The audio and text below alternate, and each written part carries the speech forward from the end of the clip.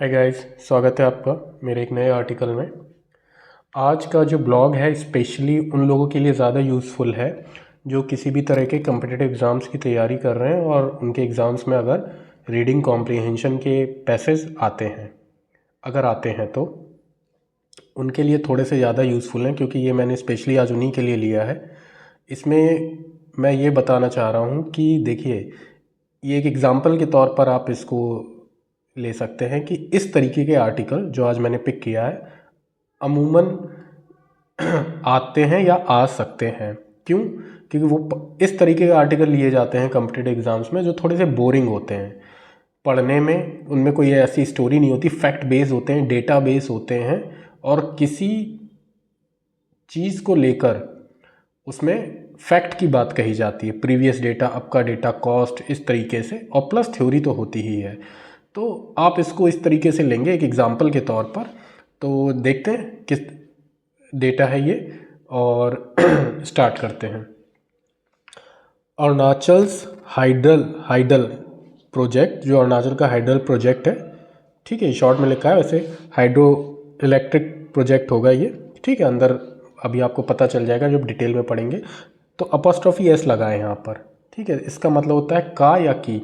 तो अरुणाचल का जो हाइडल प्रोजेक्ट है विद इम्पैक्ट मतलब जिस इम्पैक्ट मतलब होता है असर डालना, असर के संग, किसके असर के संग, ऑन 23 लाख ट्रीज, जिसका किसके असर, किस पे इम्पैक्ट पड़ेगा, ये 23 लाख पेड़ों के ऊपर। जो अरुणाचल का हाइडल प्रोजेक्ट है किसके असर के संग है या किस पे असर पड़ेगा, ये 23 लाख पेड़ों पर।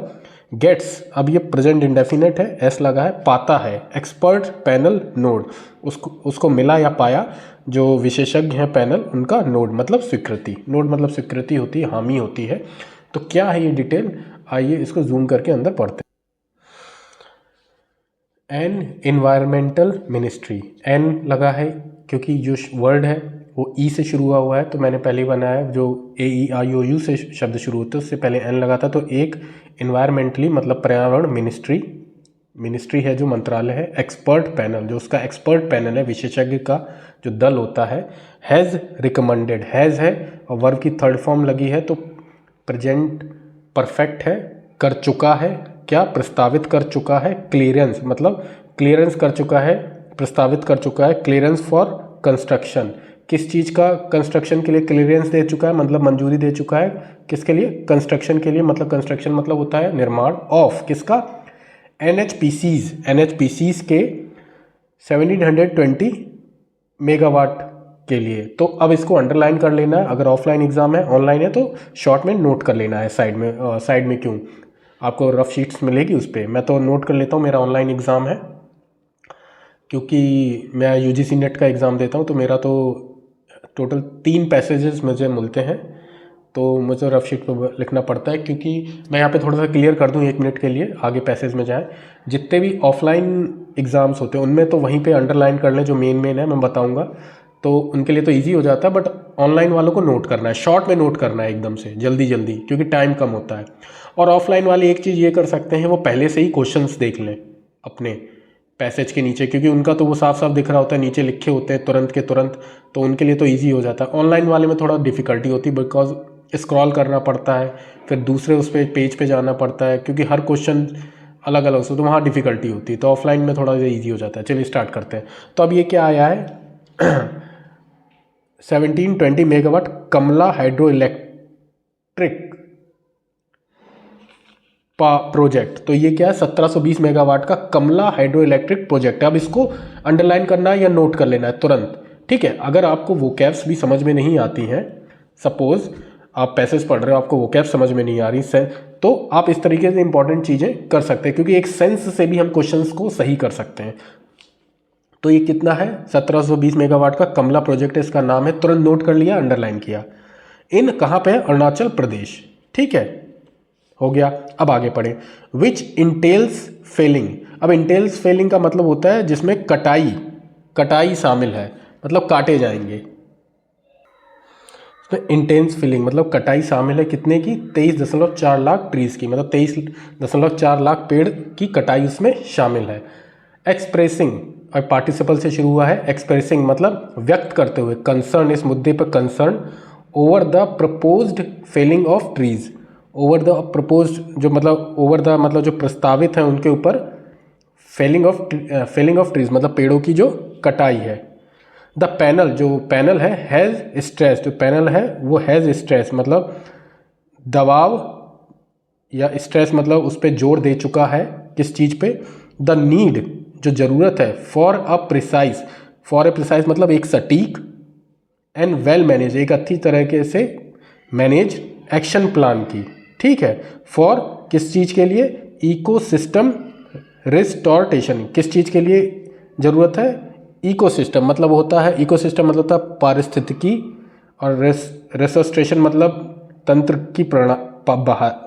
की बहाली। तो पूरा मतलब हो गया पारिस्थितिकी तंत्र की बहाली, ठीक है। द कंपनसेटरी एफॉरेस्टेशन, अब इसका क्या मतलब है? कंपनसेटरी एफॉरेस्टेशन का मतलब है क्षतिपूर्ण वन रोपण, मतलब जिन पेड़ों को हटाया जाएगा उनकी जगह दूसरे लगाने हैं, तो उसको कहते हैं कंपनसेटरी एफॉरेस्टेशन, ठीक है। दूसरे पेड़ों को लगाया जाएगा फॉर द प्रोजेक्ट, किसके लिए? प्रोजेक्ट के लिए। Will be carried out, will be है project will be carried out. अब विल बी के साथ वर्ब की थर्ड फॉर्म लगी है, ये है फ्यूचर इंडेफिनेट का पैसिव फॉर्म है वो। तो project will be carried out, वो उस प्रोजेक्ट को किया जाएगा कहाँ पर? इन कैरिड आउट मतलब किया जाएगा in various parts of Madhya Pradesh, Madhya Pradesh के कई हिस्सों में उसको किया जाएगा। कंपनसेटरी एफॉरेस्टेशन किया जाएगा अब मध्य प्रदेश में, ठीक है। एज जैसे कि नो डिग्रेडेड फॉरेस्ट, जैसा कि नो डिग्रेडेड मतलब नो डिग्रेडेड फॉरेस्ट लैंड। तो नो डिग्रेडेड फॉरेस्ट लैंड का मतलब होता है कि ऐसी भूमि जो बेकार हो या ऐसी भूमि जिस पे वन ना लगे हों। तो no degraded forest land was available in Arunachal Pradesh. तो कहने का मतलब ये है कि कोई भी ऐसी ज़मीन अरुणाचल प्रदेश में मौजूद नहीं है या उपलब्ध नहीं है जो बेकार पड़ी हो, मतलब जिस पे फॉरेस्ट पेड़ ना लगे हों। तो कहने का मतलब ये है कि जो प्रोजेक्ट्स के लिए पेड़ हटाए जाएंगे उसके बदले प्रोजेक्ट्स जो पेड़ हैं वो मध्य प्रदेश में लगाए जाएंगे, जबकि ये हो कहाँ रहा है? अरुणाचल प्रदेश में। तो वैसे तो सेंस ये बनता है कि अरुणाचल प्रदेश में पेड़ हट रहे हैं तो अरुणाचल प्रदेश में ही पेड़ लगाए जाएंगे, लेकिन अरुणाचल प्रदेश में ऐसी कोई जगह नहीं है कि जहाँ पेड़ लगा सके, मतलब कोई खाली जगह नहीं है वहाँ पे, इतना ज़्यादा ग्रीनरी है, ये फुल ऑफ फॉरेस्ट है वहाँ पहले से ही। तो वहाँ पे जगह ही नहीं है कि हम उसकी जगह बदले में पेड़ कहाँ लगाएं जो। तो इसके लिए मध्य प्रदेश में कई हिस्सों में वो पेड़ लगाए जाएंगे, कहने का ये मतलब है। आप लोग कंफ्यूज हो रहे होंगे कि बात तो अरुणाचल प्रदेश की चल रही है तो फिर मध्य प्रदेश कहाँ से बीच में आ गया। कहने का ये मतलब है अरुणाचल प्रदेश में जगह ही नहीं मिली, वहाँ पहले से ही बहुत पेड़ पौधे हैं। तो no degraded forest land was available in Arunachal Pradesh, ठीक है। As per submission made to the panel, जो कि सबमिशन मतलब जो जांच जमा की गई है, made to the panel by Arunachal forest department, जो कि जांच दी गई है किसको? पैनल को। किसके द्वारा? अरुणाचल फॉरेस्ट डिपार्टमेंट के द्वारा। उनके द्वारा ये जांच दी गई है कि भाई कोई लैंड अवेलेबल नहीं है, ठीक है। अब आगे बढ़ते हैं। तो एक इंपॉर्टेंट क्वेश्चन ये भी घुमा के दे सकता है, अगर मैं इस पैसेज के पॉइंट ऑफ व्यू में 5 क्वेश्चन बनाऊं तो मैं एक ये भी दे सकता हूं कि जो कंपनसेटरी एफॉरेस्टेशन प्रोजेक्ट है वो कहाँ पे होगा। 4 ऑप्शन दे दिए, तो एक मध्य प्रदेश, तो उसकी जगह मध्य प्रदेश है, ठीक है। अब डेटा आ गया, ठीक है, पढ़ते हैं इसको। The ₹23,764.01 crore project will have a, अब इतनी लागत का ये प्रोजेक्ट है, इसको अंडरलाइन कर लिया, लिख लिया। विल हैव फ्यूचर परफेक्ट है, विल हैव कितना? 216 मीटर हाइट डैम। तो ये बहुत इंपॉर्टेंट है, 216 मीटर की हाइट है इस डैम की जो बनाया जा रहा है, इतनी लागत है, इतनी इसकी लंबाई है। एंड 2600 हेक्टेयर, ठीक है, 2600 हेक्टेयर रिजर्वायर। तो 2600 हेक्टेयर का क्या है? रिजर्वायर मतलब जलाशय, ठीक है, जहाँ पानी रिजर्व रखा जाता है। तो ये बहुत इंपॉर्टेंट है पूरा, इस पे क्वेश्चन जरूर बनेगा। हो सकता है हाइट पूछ ले, हो सकता है लागत पूछ ले, हो सकता है रिजर्वायर की कैपेसिटी ये हेक्टेयर पूछ ले, है ना। बहुत इंपॉर्टेंट है, मैं ऐसे बता रहा हूँ कि इस तरीके से क्वेश्चन बन सकता है। और पहले देख लें, अगर आपकी प्रैक्टिस करेंगे तो ग्रेस्पिंग पावर तेज हो जाती है। तो आप एक बार पैसेज पढ़ने से पहले सरसरी निगाह से अगर देख लेते हैं क्वेश्चंस को, तो आपको पता चल जाए कि क्वेश्चंस कैसे पूछे गए हैं। ऑफलाइन में इजी होता है, जैसे मैंने पहले बताया। ठीक है, चलिए आगे बढ़ते हैं। हेक्टेयर रिजर्वायर इस प्लांट, वो प्लान किया गया है योजना में टू हार्नेस मतलब दोहन करना या यूज़ करना, आप कैसे समझ सकते हैं। The water of the Kamla river, किस चीज़ के लिए वाटर को यूज़ करने के लिए, कमला रिवर का। तो ये भी इंपॉर्टेंट है यहाँ पर, किस चीज़ का वाटर यूज़ करेगा, कमला रिवर का, शायद उसी पे बन रहा है। और अब उस कमला रिवर के बारे में बताया जा रहा है, क्या है, अ राइट बैंक मतलब होता है दाहिना किनारा, ठीक है, यानी कि उसके दाहिने किनारे पे, नहीं सॉरी दाहिने किनारे पे नहीं, अ राइट बैंक दाहिने किनारे, ट्रिब्यूटरी है मतलब ट्रिब्यूटरी ऑफ सुभानसिरी, मतलब ये सुभानसिरी नदी की दाएं साइड की सहयोगी नदी है, कहने का ये मतलब है। ठीक है, ट्रिब्यूटरी मतलब होता है सहायक नदी, राइट बैंक मतलब दाहिना किनारा। अब किसकी है, सुभानसिरी नदी, तो सुभानसिरी नदी के दाएं साइड की ये सहायक नदी है, उस पर ये बन रहा है जिसका नाम कमला रिवर है। तो इंपॉर्टेंट है ये इतना पूरा। ठीक है, इसमें कुछ भी पूछ सकता है। 5 क्वेश्चन बनाने हैं, अगर मैं कहूँ कि 5 क्वेश्चन आएंगे, उसमें से एक तो पक्का इतने में से ही आ जाएगा। ठीक है, तो इस तरीके से पैसेज को पढ़ा जाता है। आगे बढ़ते हैं। इसको करना है, और पहले जो मैंने बताया था शुरू में वो जो है ना, बाकी चलिए पढ़ते हैं। द एक्सपर्ट अप्रेजल कमेटी, जो एक्सपर्ट अप्रेजल कमेटी है, मतलब जो मूल्यांकन समिति है, ठीक है, एक्सपर्ट अप्रेजल कमेटी मूल्यांकन समिति है, ऑन रिवर वैली पे एंड हाइड्रो इलेक्ट्रिक प्रोजेक्ट्स है, हैज़ डायरेक्टेड, उसने डायरेक्टेड दिया, निर्देश दिया है NHPC लिमिटेड को। ठीक है, द प्रोजेक्ट प्रोपोनेंट्स मतलब होता है समर्थक, टू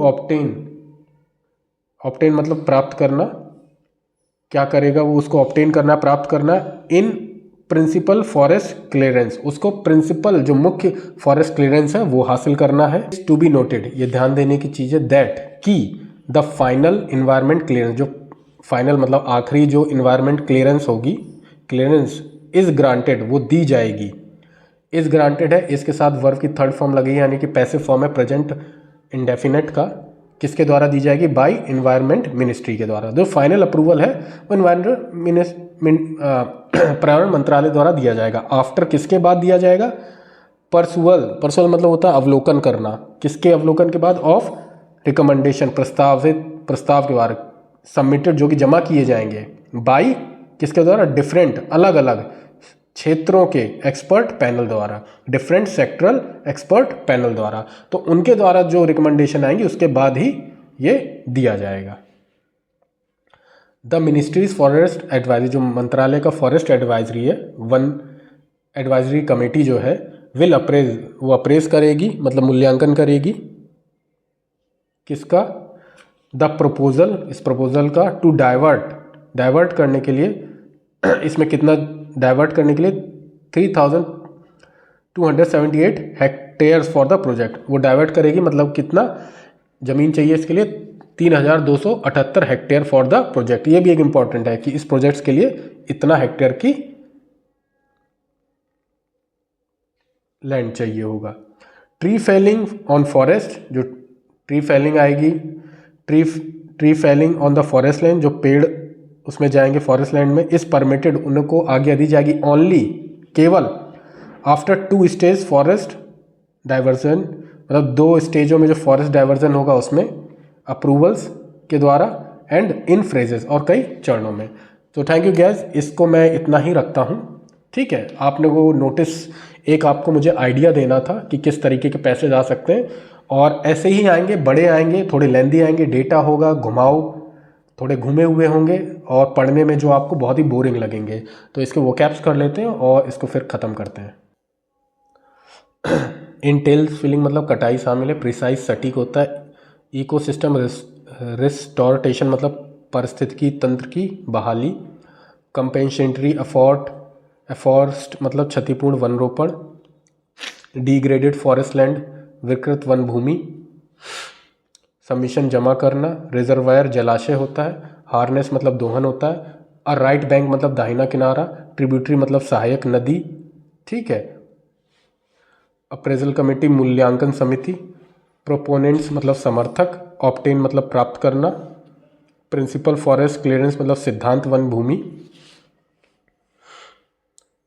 मिनट्स मतलब विवरण कार्यक्रम। नोटेड मतलब विख्यात।